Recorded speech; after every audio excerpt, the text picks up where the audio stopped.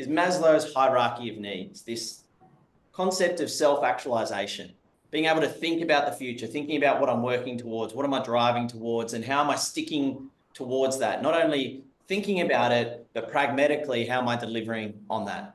Now, Maslow, Abraham Maslow was one of the founders, I guess, of positive psychology. He was one of the first people to look at not psychology from a clinical perspective in terms of how do we prevent and manage and monitor ill health, but actually how do we use our psychology to get the best out of people?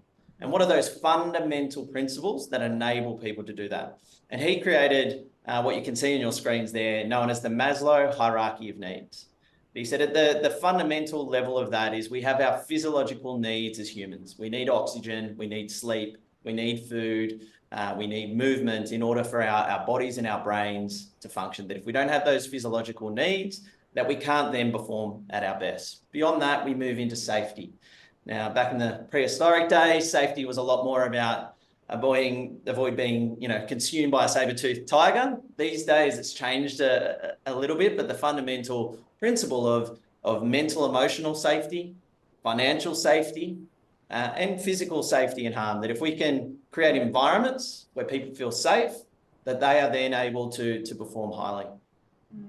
The next part is around that love and belongingness. Now, again, that might seem a little bit cheesy in a work context, but it's about feeling connected to not only the organization and the direction and the values of the organization, but connected to your colleagues and the people that you work with. And then the next level above that is esteem. How do you feel about yourself when you're by yourself?